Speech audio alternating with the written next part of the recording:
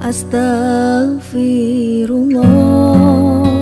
Assalamualaikum warahmatullahi wabarakatuh.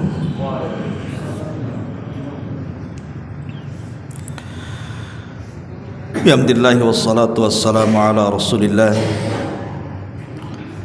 wa ala alihi wa sahbihi wa mawalah wa la hawla wa la quwata illa billahi wa ba'du. Alhamdulillah, segala puja dan puji hanya milik Allah subhanahu wa ta'ala. Salawat dan juga salam kita hadiahkan kepada Rasul kita Nabi besar Muhammad sallallahu alaihi wa ala alihi wasallam. Ma'asyiral muslimin wal muslimat rahimakumullah. Alhamdulillah, di malam hari ini kembali kita duduk untuk bertalabul ilmi di Masjid Al-Fajri, dan pembahasan di malam hari ini kita akan membahas orang-orang yang dicintai syaitan. Siapakah mereka? Ma'asyiral muslimin rahimakumullah. Di dalam sebuah hadis qudsi Allah subhanahu wa ta'ala berfirman, inni khalaqtu ibadi hunafa fajtalat humus syayatin.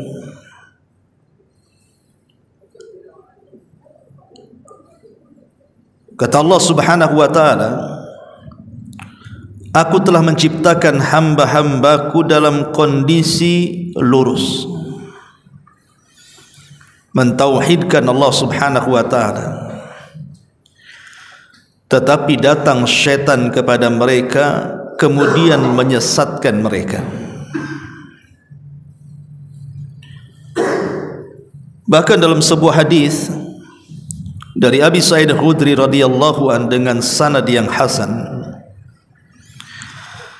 Iblis pernah mengatakan, ya Rabbi bi'izzatika la abrahu aghwi ibadaka ma damat arwahuhum fi ajsadihim.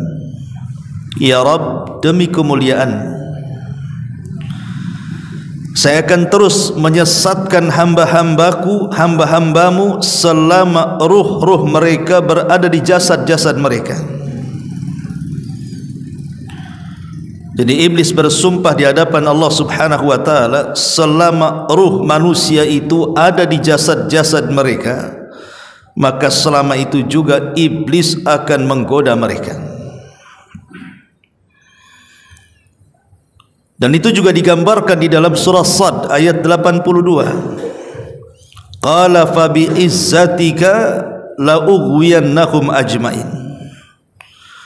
Maka syaitan berkata, demi kemuliaanmu ya Rabb, sungguh aku akan menyesatkan mereka semuanya.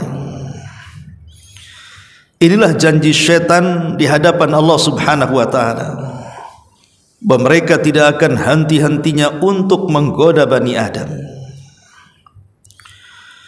Dan sunnatullah, rupanya orang-orang yang mengikuti ajakan syaitan itu jauh lebih banyak dibandingkan yang justru mengingkari ajakan itu.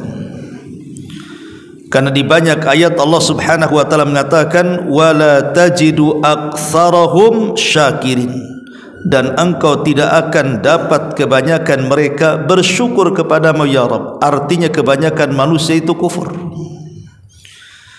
Berarti janji iblis di hadapan Allah itu menjadi sebuah kenyataan dan keberhasilan bagi iblis.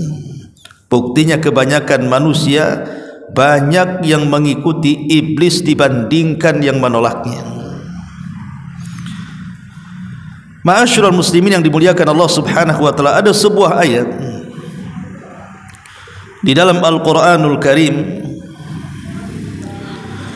di mana Allah subhanahu wa ta'ala ketika menceritakan tentang penolakan iblis saat sujud kepada Adam, Allah katakan, ma mana'aka alla tasjuda idh amartu. Wahai iblis, apa yang melarang engkau untuk sujud ketika aku perintahkan engkau sujud? Qala, maka iblis mengatakan, ana khairum minhu khalaqtani min narin wa khalaqtahu min tin. Kata iblis, karena aku lebih baik dibandingkan Adam, kau ciptakan aku dari api sementara kau ciptakan Adam dari tanah. Kenapa iblis mengatakan seperti itu? Karena iblis hendak mengkiaskan dirinya dengan para malaikat, di mana api itu lebih dekat kepada cahaya dibandingkan tanah dengan cahaya.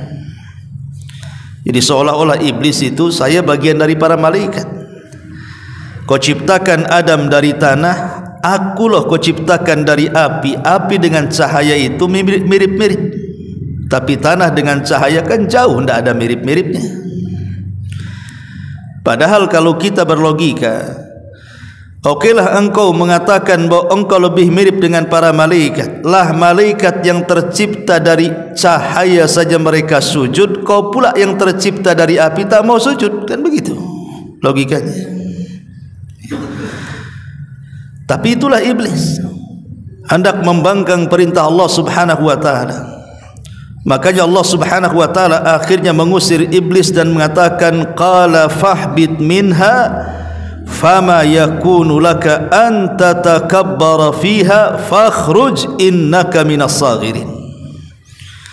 Allah berfirman, turunlah engkau dari sorga, engkau tidak layak sombong, maka keluarlah karena engkau termasuk makhluk yang dihinakan, kata Allah.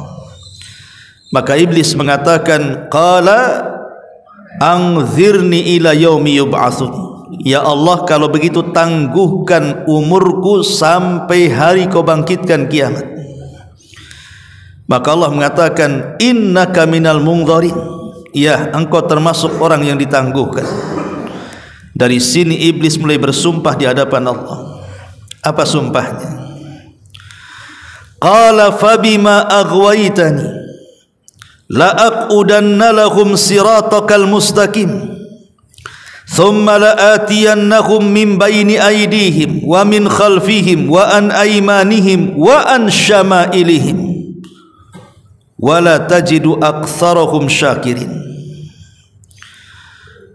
Maka iblis mengatakan di hadapan Allah, karena engkau sudah menyesatkan aku. Lihat bahasa lancangnya iblis, dia yang sesat, Allah yang disalahkan. Karena engkau yang sudah menyesatkan aku akan sesatkan mereka, Adam dan turunannya, dari jalanmu yang lurus. Kemudian aku akan datang kepada mereka dari arah depan mereka, dari arah belakang mereka, dari samping kanan mereka, dari samping kiri mereka, dan engkau tidak akan mendapatkan kebanyakan mereka bersyukur kepadamu. Surah Al-A'raf ayat 12 sampai 15. Perhatikan ayat ini. Ma'asyiral muslimin yang dimuliakan Allah Subhanahu wa taala, ayat ini menjelaskan kepada kita tentang upaya iblis dan bala tentaranya untuk menggoda Bani Adam dari 4 arah angin, dari depan, dari belakang, dari samping kanan dan samping kiri. Itulah iblis berusaha untuk menggoda kita dari semua arah. Abdullah ibn Abbas radhiyallahu anhuma ketika memberikan catatan kepada ayat ini, beliau mentafsirkan maksudnya ketika iblis mengatakan thumma la'atiyannahum min baini aydihim,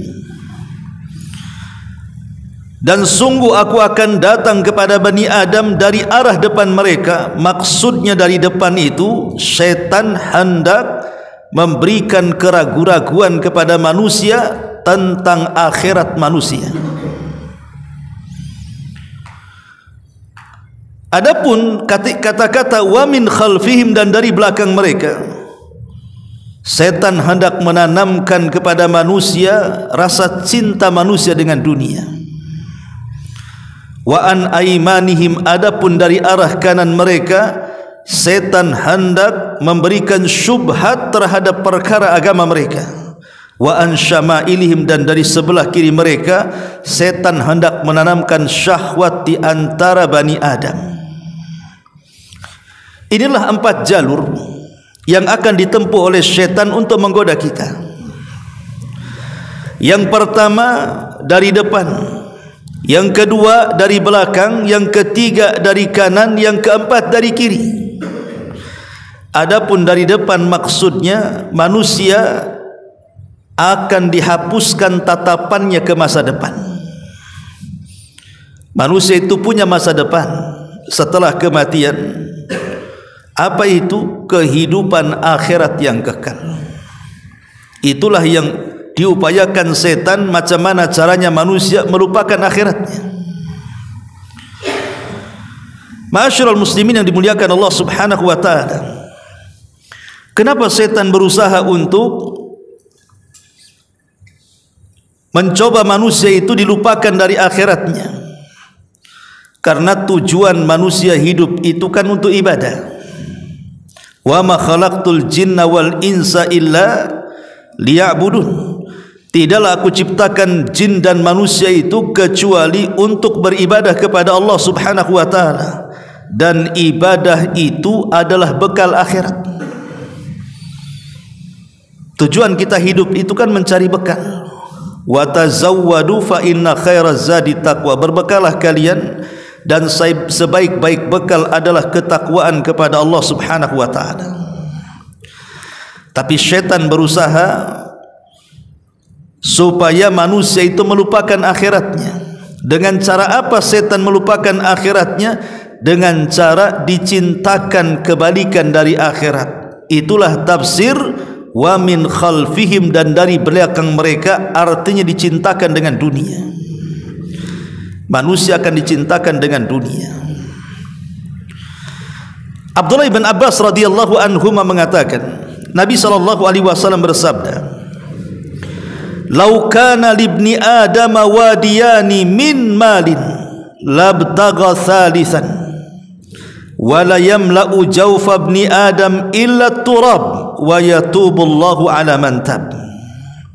Seandainya manusia itu diberi 2 lembah berisi harta semuanya, tentu ia masih akan menginginkan lembah yang ketiganya. Jadi seandainya manusia diberikan 2 lembah, 2 lembah ini penuh dengan kekayaan, penuh dengan emas, penuh dengan perak, pasti dia menginginkan yang ketiganya. Kata Nabi SAW, yang bisa memenuhi dalam perut manusia itu hanyalah tanah. Allah tentu akan menerima tobat bagi siapa saing bertobat kepadanya. Hadis riwayat Bukhari.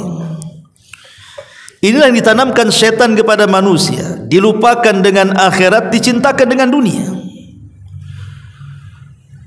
Padahal Nabi SAW sudah mengatakan dalam sebuah hadis, ta'isa abdu dinar wa ta'isa abdu dirham wa ta'isa abdul qatifati wal khamisah.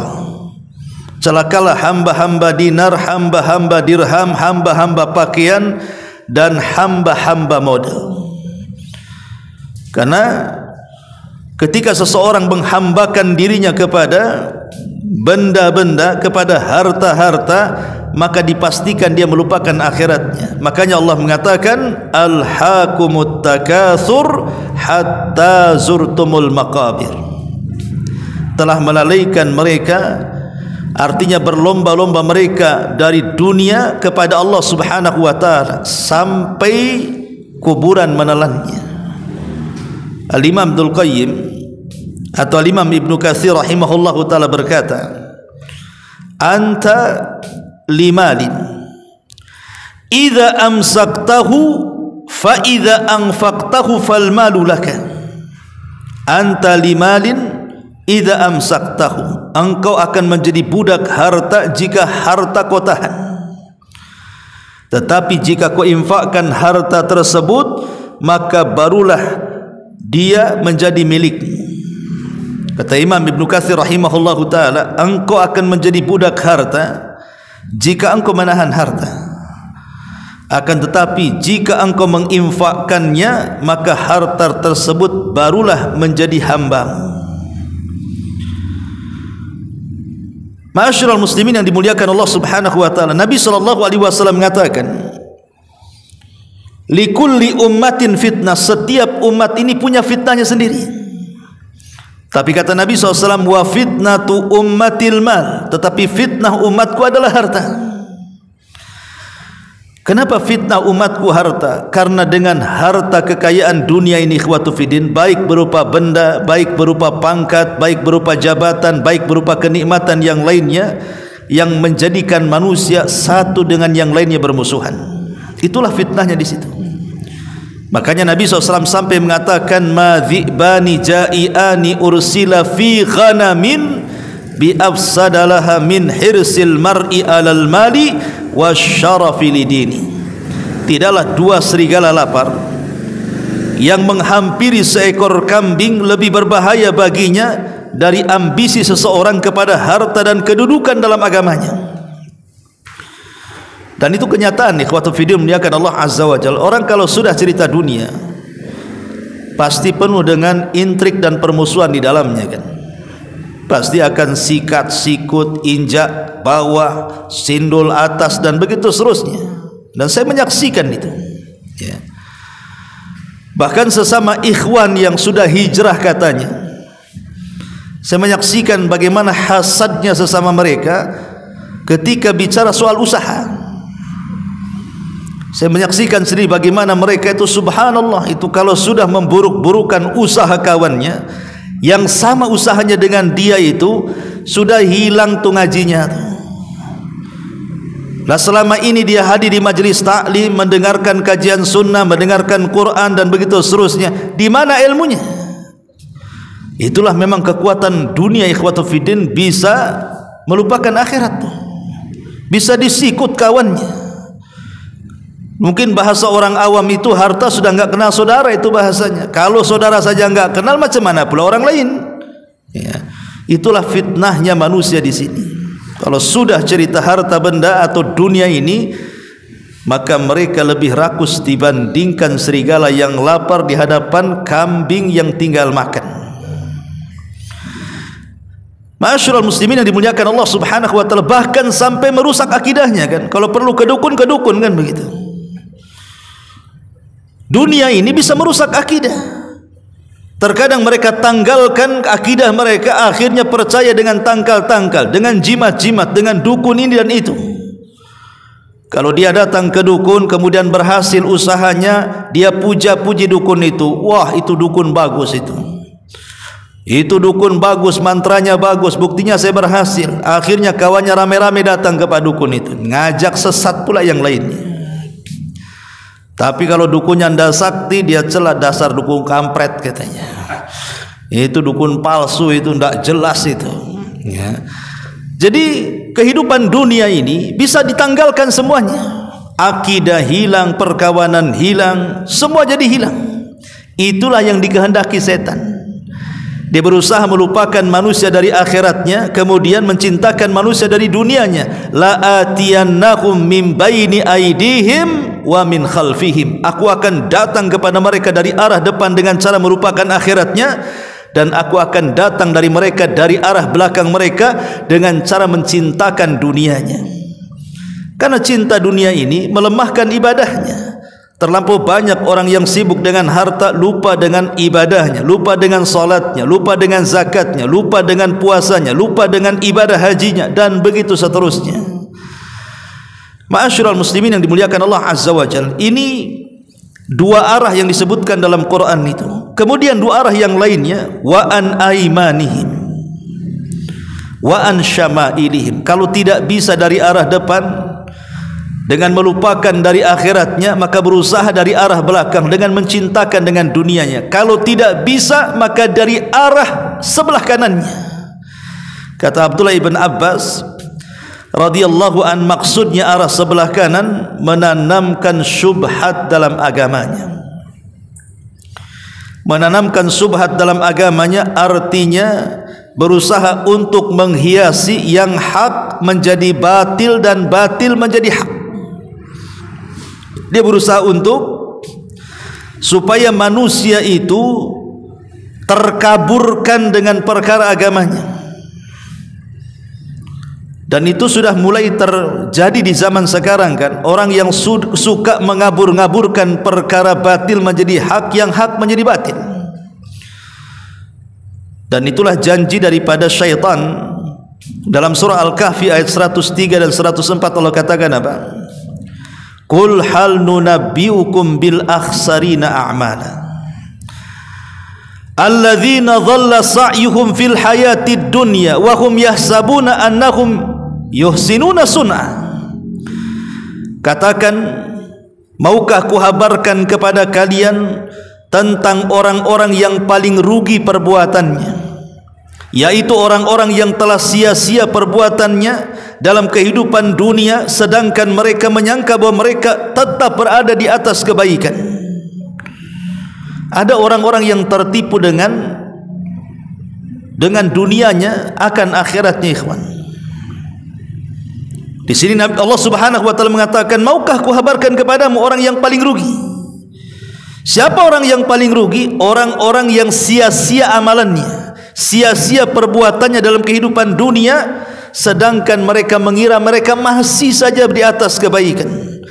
Itulah yang dikatakan oleh Allah Subhanahu wa taala, amilatun nasibah tasla naran hamiyah. Amilatun nasibah, lelah dia beramal saleh, lelah dia melakukan amal ketaatan. Rupanya amal soleh dan ketaatan justru memasukkan ia ke dalam jahannam. Kenapa? Boleh jadi amalan itu penuh dengan kesyirikan, tidak karena Allah. Boleh jadi mungkin riya karena manusia, atau boleh jadi amalan itu tidak sesuai dengan contoh yang dicontohkan Rasulullah, jatuh ke dalam bid'ah. Rasul tidak menyuruh, kita pula mengamalkannya. Atau boleh jadi amalan itu adalah amalan yang mengandung kebatilan di dalamnya. Makanya kemudian amalan itu tidak diterima. Dan itulah satu di antara sekian bagaimana syaitan itu mengaburkan perkara yang hak menjadi batil atau batil menjadi hak. Bahkan sekarang khamr saja sudah tidak disebut namanya, namanya jadi jus. Padahal khamr itu bilang saja minuman keras, tapi sekarang yang dikenal bukan minumannya, merek-mereknya itu, dengan berbagai macam mereknya itu. Ataupun riba bank, dibilang bunga katanya. Bunga kan cantik, ikhwan. Kalau dibilang riba kasar, akhirnya dibilang bunga pun sama dia. Begitulah Islam itu lama-lama tinggal namanya. Makanya setan itu pernah berkhutbah, ikhwan, di neraka. Setan itu akan mengumpulkan seluruh pengikutnya di neraka. Dan itu disebutkan dalam surat Ibrahim ayat 22. Ini khutbahnya setan di neraka nih. Wa qala syaitanu lamma qudiyal amru innallaha wa'adakum wa'dal haqq wa wa'adtukum fa akhlaftukum wa ma kana li 'alaikum min sultanin illa anda autukum fastajabtum li fala talumuni walumu anfusakum ma ana bimusrikhikum wa ma antum bimusrikhi inni kafartu bima asyraktumuni min qablu innadh zalimina lahum adzabun alim. Inilah isi khutbah setan di neraka. Kata setan, dan berkatalah setan tatkala perkara hisab telah diselesaikan, sungguh Allah telah menjanjikan kepada kalian, kata setan, dengan janji yang benar, dan aku pun telah menjanjikan kepada kalian, tetapi aku menyalahi janjiku untuk kalian.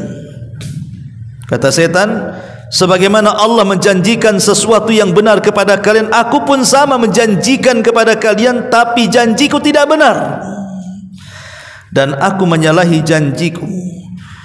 Dan aku pun telah menjanjikan kepadamu, tapi aku menyalahinya. Sekali-kali tidak akan ada kekuatan bagiku terhadap diri kalian, melainkan sekedar aku menyeru kalian, tiba-tiba kalian patuh denganku.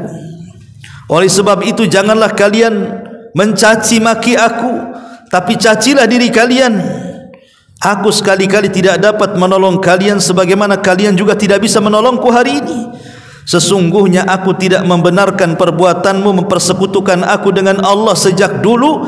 Sungguh orang-orang zalim itu telah mendapatkan siksa yang pedih. Lihat, setan mengakui di hadapan pengikutnya yang masuk neraka, sebagaimana Allah sudah menjanjikan dengan janji yang benar, aku pun sama akan menjanjikan sesuatu kepada kalian, tapi janjiku tidak benar. Tapi kenapa kalian mengikuti aku, kata setan. Ma'asyiral muslimin wal muslimat rahimakumullah. Jadi maksudnya setan akan menggoda manusia dari arah kanan itu, setan akan membuat syubhat. Sebagaimana syubhat ini sudah dilancarkan setan kepada abina bapak kita Adam di sorga.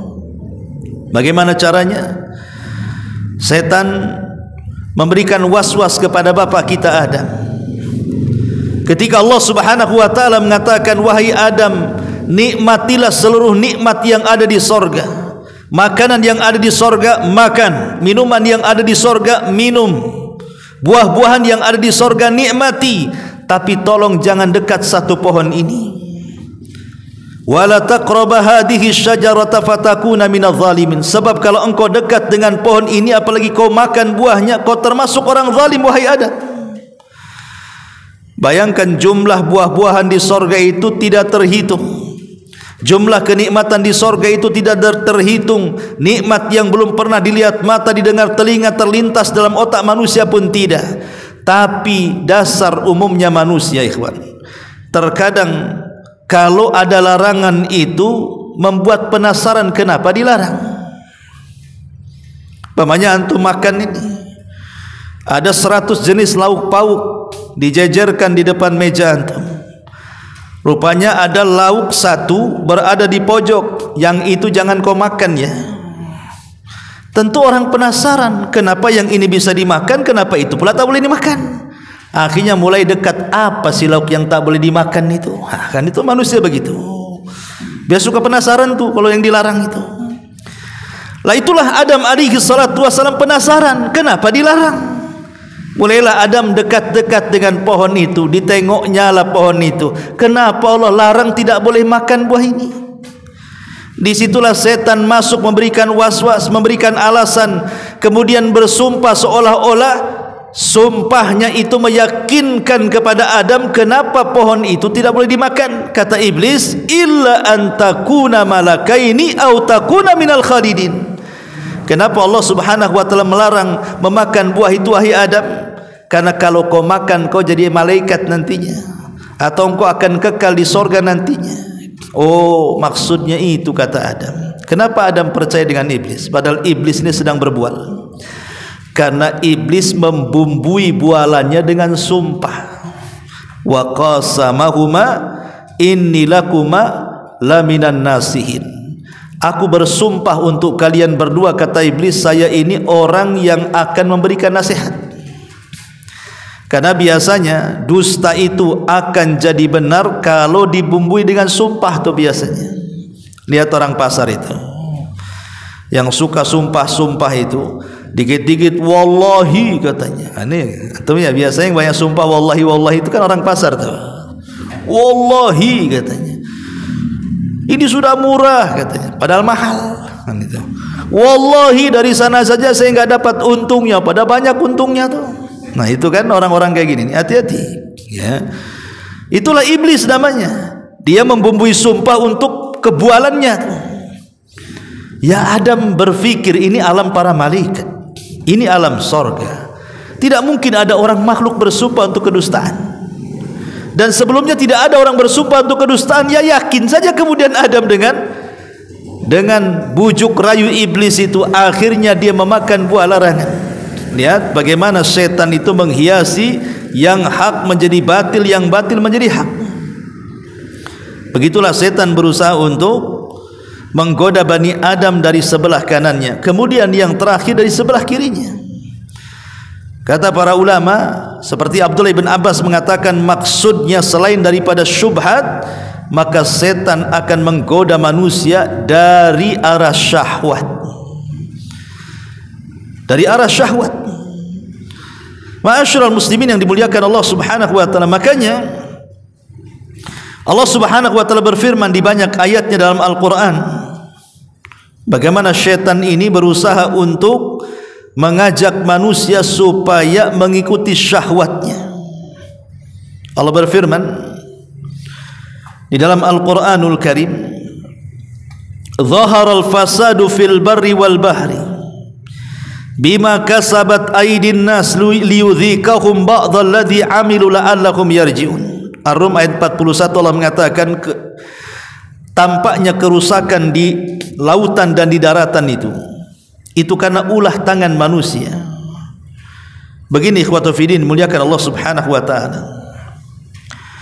Manusia di zaman sekarang lebih didekatkan dengan syahwat-syahwat yang tidak sadar manusia itu sedang terlena dengan syahwat itu. Contoh kecil adalah handphone lah yang ada di tangan kita. Handphone yang ada di tangan kita ini bagian alat untuk mengumbar syahwat, ikhwan. Dan lihat dampak orang yang mengikuti syahwat handphone ini. Coba, dulu belum ada handphone. Orang itu kan suka ngobrol, ikhwan. Karena nggak ada handphone kan, ya ngobrol, senyum, datang ke kawannya, silaturahim dan begitu seterusnya. Sekarang adanya handphone dan ada lagi tuh. Cukup WA saja. Itu pun seperlunya. Kadang-kadang salah kata tersinggung. Ingat pertama muncul WA gara-gara dikeluarkan dari grup sakit hatinya sampai kiamat, ya kan? Kan zaman dulu kan gara-gara handphone tuh. Dikeluarkan dari grup Facebook saja sakit hatinya itu 7 turunan tuh. Tapi sekarang udah biasa, dikeluarkan nggak apa-apa, gabung dengan grup lain kan gitu. Ya. Tapi contoh juga bagaimana ketika alat yang kecil ini merusak kita. Dulu kalau mau menghancurkan rumah tangga, datang ke dukun. Tolong dukun ceraikan tuh orang itu katanya. Sekarang tidak perlu datang ke dukun, beli handphone dengan paketnya saja, ganggulah istrinya tuh dengan handphone. Itu bisa kacau rumah tangga orang. Kalah mantra dukun dengan mantra handphone itu. Jadi sekarang untuk merusak manusia itu mudah tuh dengan alat cerdas handphone itu. Dan rupanya manusia cenderung untuk itu. Dan itulah menuruti syahwat, akhirnya banyak kerusakan. Makanya Allah mengatakan kerusakan di daratan, di lautan itu karena ulah tangan kita. Dengan handphone yang kecil yang di tangan kita ini merusak segalanya. Lupa sholat, lupa kawan, bahkan lupa istri, lupa suami, lupa anak, lupa orang tua, semua dilupakan gara-gara handphone. Itu akibat mengikuti syahwat, ikhwan. Makanya Imam Ibnul Qayyim rahimahullahu ta'ala, beliau mengatakan di antara madarat syahwat itu, kata beliau, fa innaha ma antujiba alaman wa ukubatan. Orang yang mengikuti syahwat itu dia akan merasakan perasaan sakit dan juga ukubah. Ukubah itu artinya siksa. Pasti orang yang mengikuti syahwat satu hari akan merasakan sakit dan juga siksa dari Allah Subhanahu wa ta'ala. Lihat orang-orang yang menghabiskan kekayaannya untuk judi online, akhirnya kalah, sakit badannya, ya kan, stres, akhirnya banyak yang bunuh diri itu karena memperutkan hawa nafsunya kan. Orang yang berzina akhirnya terkena penyakit. Inilah kadang-kadang anehnya kita ini. Allah dan Rasulnya sudah memperingatkan, jangan berzina, jangan dekat-dekat zina, nggak peduli. Coba kalau dokter yang ngomong, jangan zina, ada penyakit di badan, 5 hari lagi mau mati. Kira-kira berhenti nggak dia berzina? Berhenti kalau dokter yang ngomong. Dokter nggak pakai dalil, ikhwan. Dokter loh kalau ngobati orang nggak pakai dalil. Ya. Tapi ucapannya kenapa bisa didengar? Padahal bisa saja dokter ngibul kan? Anggaplah dokternya ngibul. Berhenti kamu. Ini ada penyakit di badanmu. Kalau engkau terus lakukan maksiat itu nanti menjalar bisa mati kamu. Mungkin dia terfikir itu sepanjang masa tuh. Ya. Tapi kenapa kalau yang ngomong Allah yang Rasulnya tidak didengar? Padahal sesuatu yang diperintahkan Allah itu pasti ada kebaikannya, sesuatu yang dilarang itu pasti ada madaratnya tuh. Ini yang pertama. Yang kedua, Mengikuti hawa nafsu, kata Imam Ibnul Qayyim rahimahullahu taala, imma an taqta'a ladzata akbar minha. Terkadang mengikuti hawa nafsu itu hakikatnya dia telah memutuskan kelezatan yang lebih besar dibandingkan kelezatan yang ia sedang nikmati. Contoh, Nabi SAW mengatakan, man syaribal khamra fid dunya lam yashrabhu fil akhirah. Siapa yang minum khamar di dunia, dia tidak akan minum khamar di akhirat. Padahal khamar di akhirat jauh lebih lezat dibandingkan khamar di dunia kan. Hilang tuh kenikmatan yang lebih besar daripada yang ia sedang nikmati di dunia karena mengikuti syahwatnya. Atau yang ketiga, kata Imam Ibnul Qayyim, an tudayyi waqtan idha'atahu husratan wa nadamatan. Akan hilang waktu-waktu yang harusnya bermanfaat dalam hidupnya sehingga akhirnya menjadi sebuah penyesalan yang tidak ada akhirnya.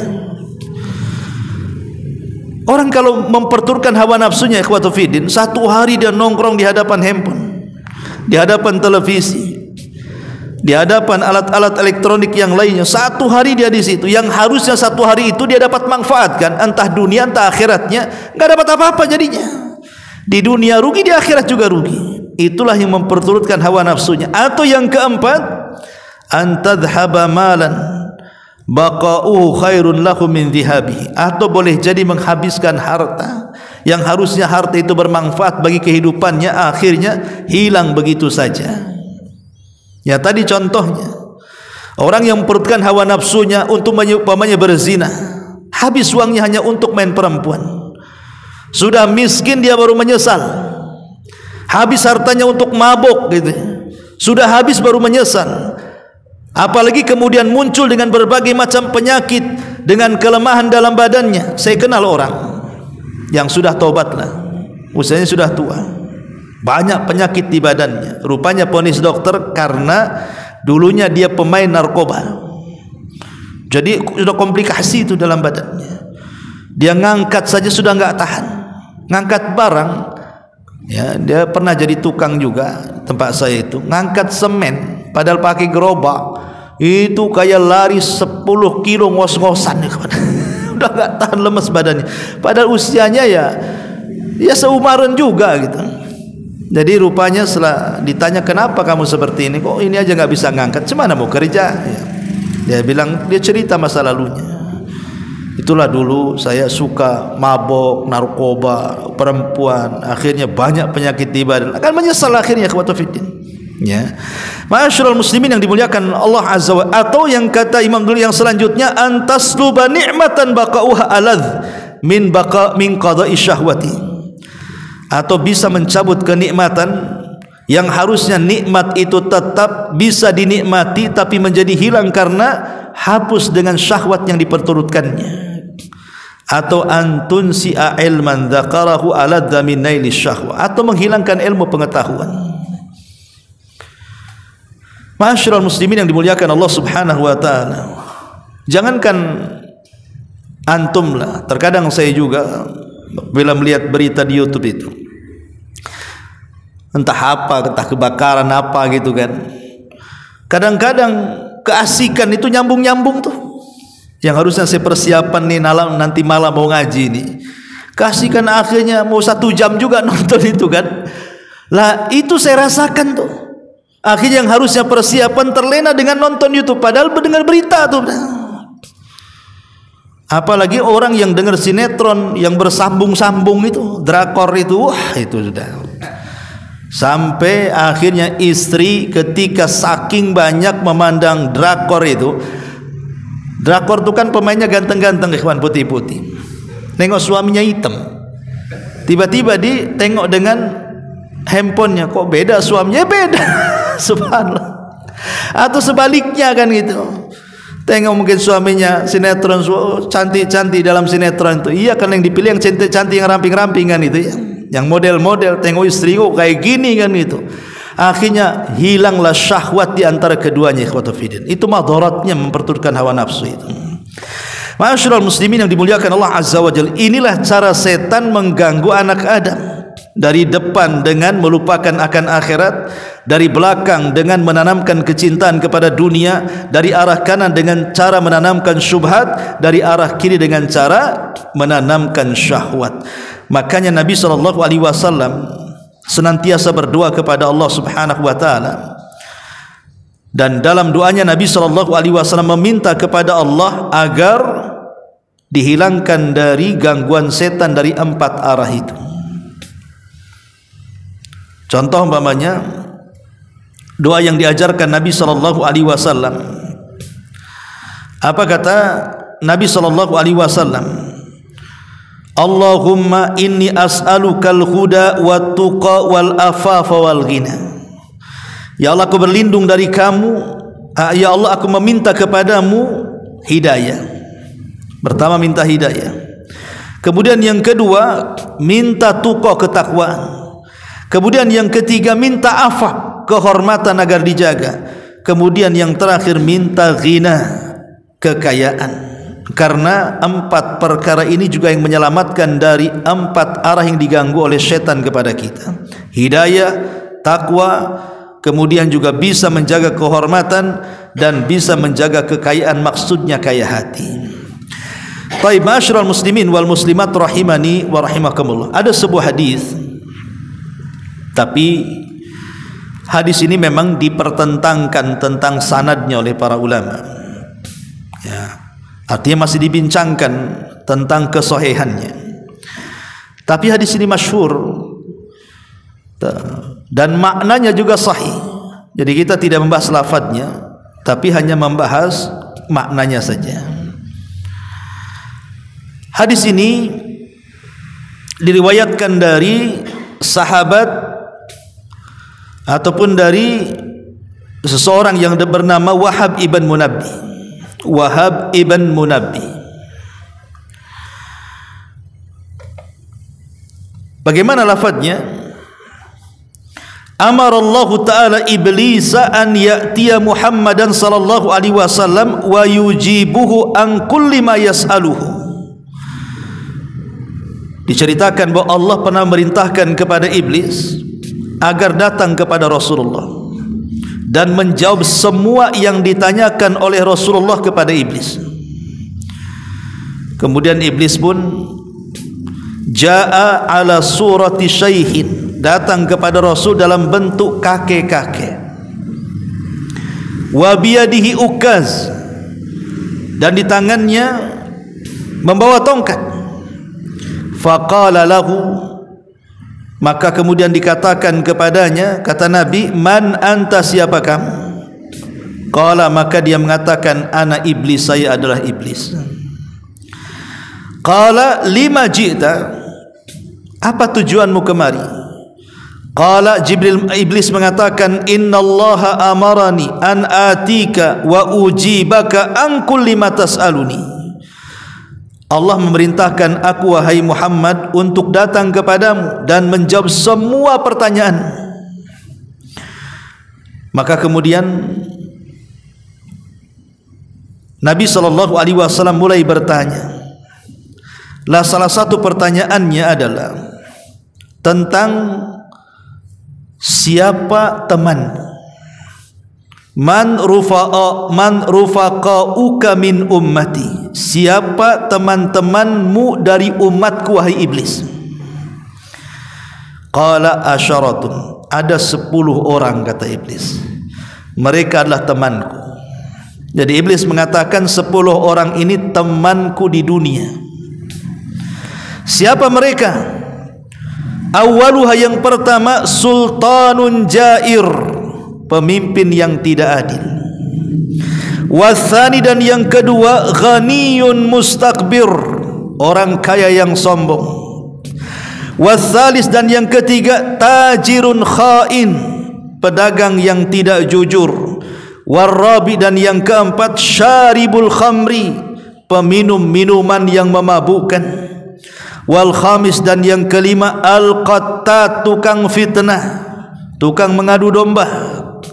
Wasadis, dan yang keenam, sahibuz zina, seorang pezina. Wasabi, dan yang ketujuh, akilu malil yatim, pemakan harta anak yatim. Wasamin, yang nomor 8, al-mutahawin bis salat, orang yang meremehkan salat. Watasi, dan yang ke-9, mani'uz zakat, orang yang tidak mau bayar zakat. Dan yang ke-10, alladhi yutilul amalu, orang-orang yang terlampau panjang angan-angannya. Kata iblis, 10 orang inilah temanku katanya. Lihat, yang pertama di sini kata iblis, pemimpin yang tidak adil, sultanun jair, pemimpin yang jahat, pemimpin yang zalim. Ma'asyiral muslimin yang dimuliakan Allah Subhanahu wa taala, para pemimpin-pemimpin yang tidak adil atau istilah pemimpin-pemimpin yang zalim, kenapa dikatakan atau oleh syaitan dikatakan bahwa ini adalah teman dia di dunia? Karena kita tahu Allah itu suka dengan keadilan dan Allah itu tidak suka dengan kezaliman. Tapi iblis sebaliknya, suka dengan kezaliman dan tidak suka dengan keadilan. Makanya kemudian iblis akan masuk dalam bab hukum, bagaimana manusia itu jauh daripada hukum Allah dan Rasulnya, dan menegakkan hukum syaitan dan hawa nafsunya. Nabi SAW di zamannya ada seorang wanita dari Bani Mahzum mencuri, dan wanita ini sampai pencuriannya ke Nabi SAW. Ingat, sebuah kriminal kalau sudah sampai di tangan penguasa hakim maka tidak bisa dibatalkan, harus ditegakkan hukum. Itulah syariat Islam. Kalau belum sampai ke hakim bolehlah dia tobat, tapi kalau sudah ditangani hakim maka tidak bisa lagi untuk diberhentikan, harus terus kasusnya diselesaikan. Jadi karena yang mencuri ini wanita anak bangsawan, kabilahnya keberatan, jangan, dia anak kepala suku kami. Gimana caranya yang melobi Nabi SAW supaya jangan ditegakkan hukum potong tangan itu. Akhirnya kemudian mereka pun melobi-lobi, tapi tidak bisa dilobi. Terakhir mereka datang kepada orang yang dekat dengan Nabi, namanya Usama ibn Zaid. Maka Usama ibn Zaid datang kepada Rasul, melobi Rasul supaya diringankan hukumannya, minimalnya jangan dipotong tangannya. Tapi Nabi malah marah di hadapan Usama dan mengatakan, atashfa'u fi haddin min hududillah, apakah engkau meminta bantuan dalam perkara had, ketentuan dan keputusan yang Allah sudah putuskan? Tidak bisa. Kemudian Nabi SAW ketika itu berkhutbah di hadapan para sahabat dan mengatakan, innama halakal ladzina min qablikum innahum atau annahum kanu idza saraqa fihimus syarif tarakuhu wa idza saraqa fihimudh dhaif aqamu alaihi alhaq wa imullah law anna Fatimah binta Muhammadin saraqat laqata'tu yadaha. Maka Rasul berceramah di hadapan para sahabat dan mengatakan, wahai para sahabatku, hancurnya umat sebelum kalian, kalau ada orang kaya, kalau ada pejabat, mereka mencuri, maka mereka hapuskan hukumannya.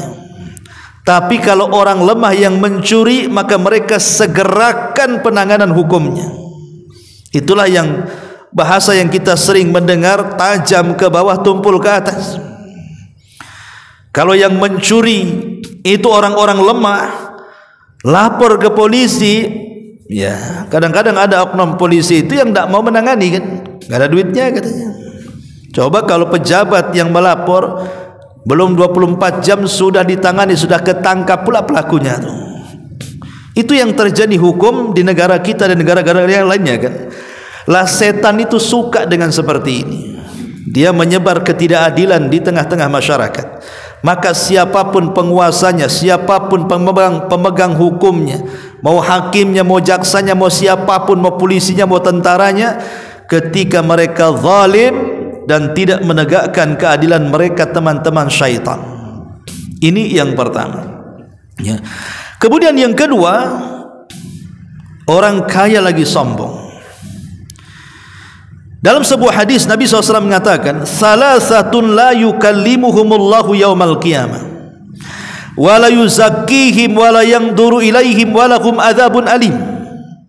Kata Rasul, ada 3 kelompok Allah tidak akan bicara dengan mereka pada hari kiamat. Allah tidak akan membersihkan mereka pada hari kiamat. Allah tidak akan memandang mereka pada hari kiamat, dan mereka dihadapkan dengan siksa yang pedih pada hari kiamat. Siapa mereka? Salah satunya adalah syaikhun zanin, orang tua rentak dia berzina, wa malikun kadzab, penguasa yang berdusta, wa ailun mustakbir, orang miskin sombong.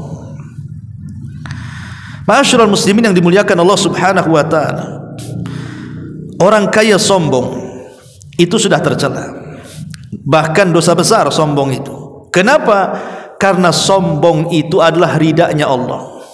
Sombong itu pakaiannya Allah. Kalau kita pakai pakaiannya Allah kepada kita, kebesaran. Karena sombong itu hanya Allah saja yang berhak, kita tidak boleh sombong. Bahkan kita harus kebalikan daripada sifat Allah, dari nama Allah Mutakabbir, kita harusnya mutawadi, rendah diri. Lah orang yang kaya sombong itu tidak disukai Allah Subhanahu wa taala. Betapa banyak orang-orang kaya sombong ditenggelamkan seperti Qarun, ataupun ditenggelamkan ke dalam dasar lautan seperti Fir'aun, dan begitu seterusnya.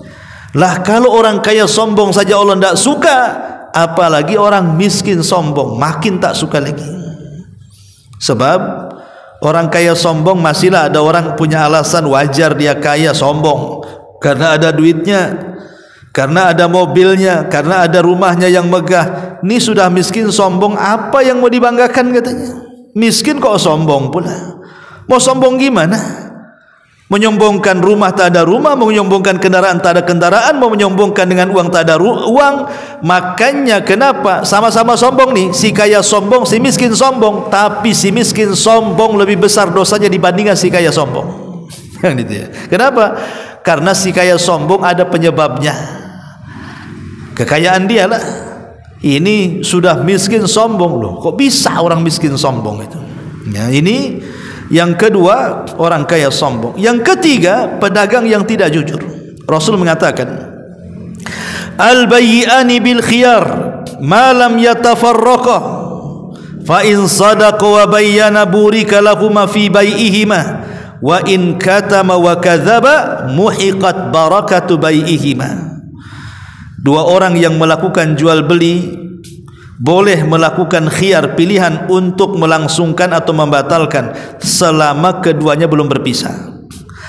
Atau beliau bersabda, hingga keduanya berpisah. Apabila keduanya jujur menampakkan dagangannya, maka keduanya diberkahi dalam jual belinya. Namun apabila keduanya menyembunyikan dan berdusta dalam jual belinya, maka akan diangkat keberkahan jual belinya.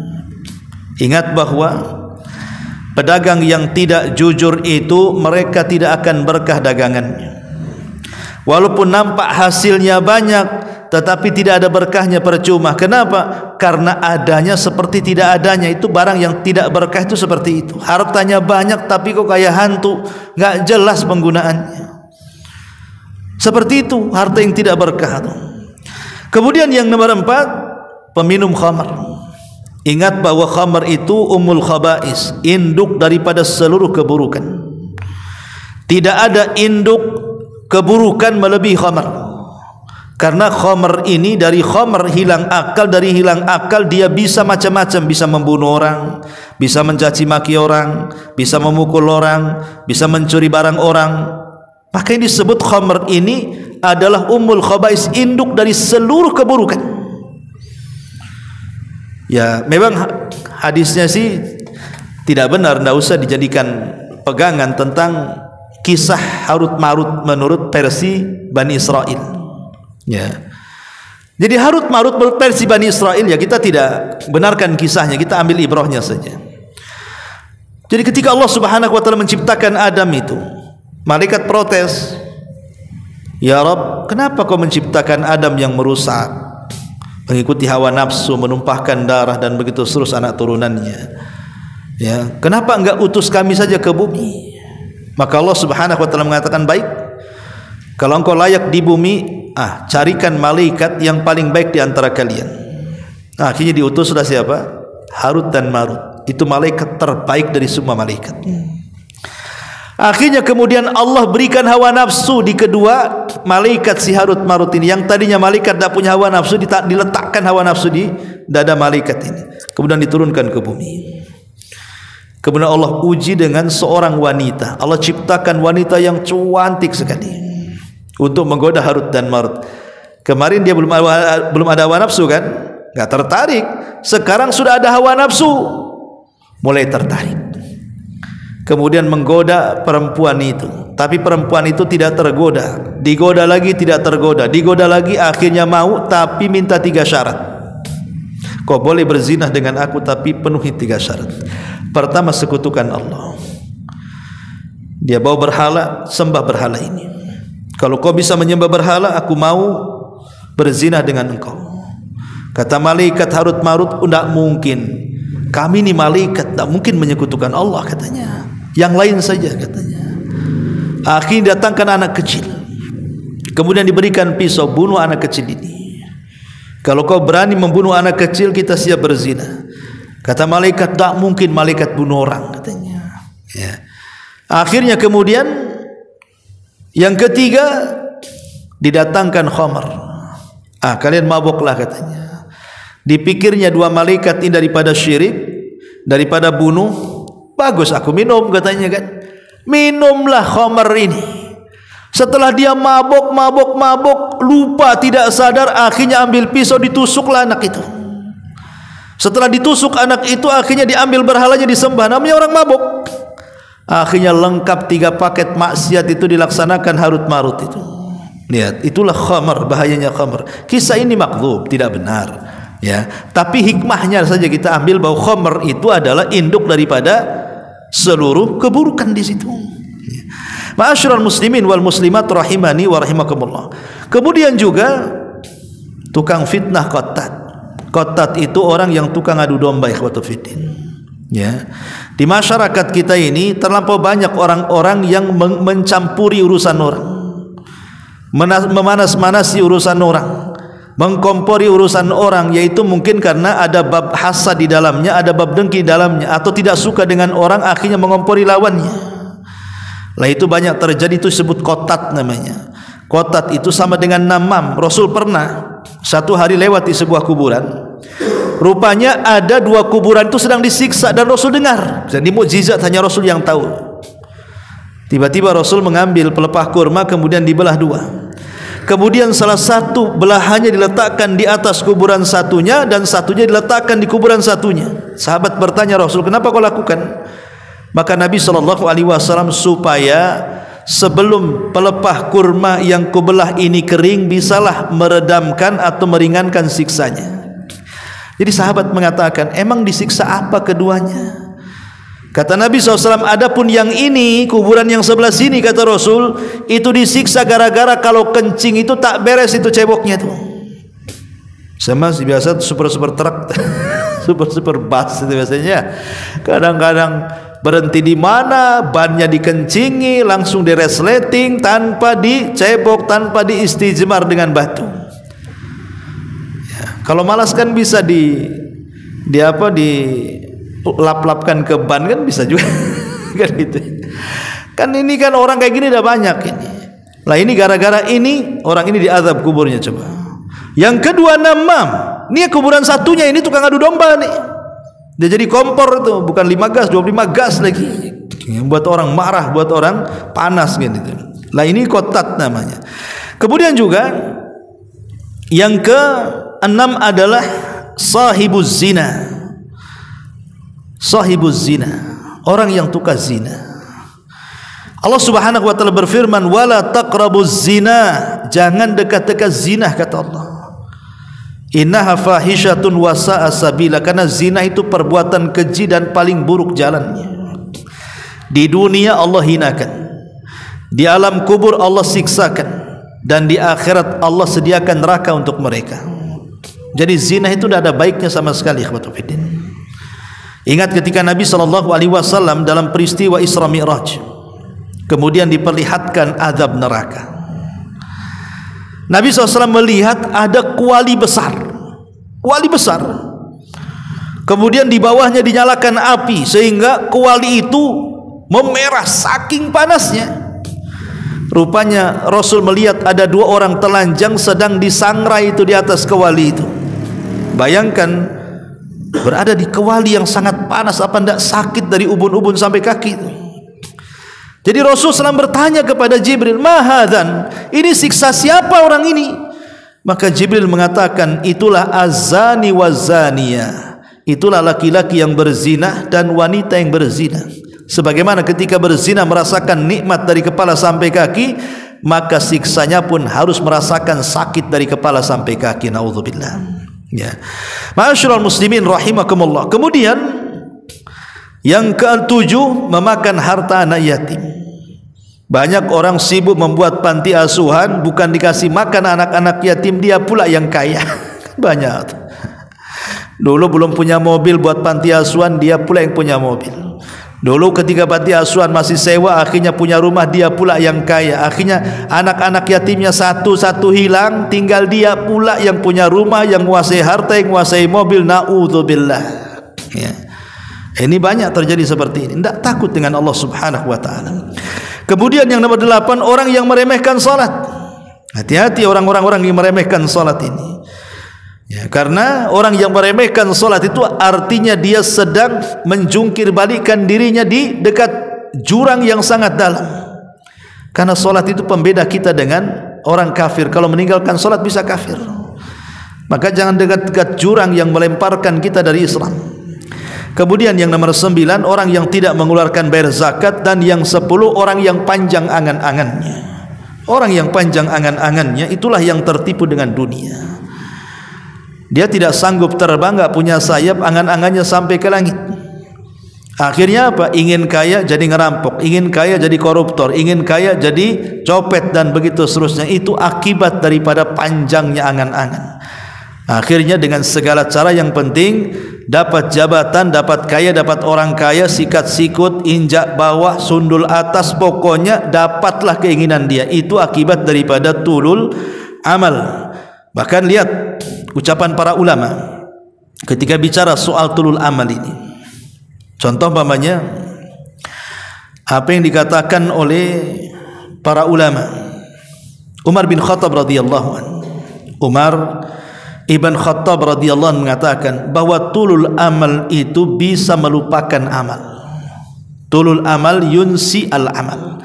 Orang yang panjang angan-angannya akan melupakan banyak amal soleh dalam kehidupannya. Maka lihat orang-orang yang malas itu biasanya yang panjang angan-angannya tuh. Tapi orang yang rajin itu biasanya yang pendek angan-angannya. Oleh karena itulah maka inilah kata iblis bahwa 10 orang ini mereka adalah teman-teman dia di dunia bahkan sampai masuk neraka. Naudzubillah. Summa na'udzubillah. Wallahu a'lam bishawab. Ini yang bisa saya sampaikan, mudah-mudahan ada manfaatnya. Subhanallah bihamdika asyhadu an la ilaha illa anta astaghfiruka wa atubu ilaik. Allahu ta'ala.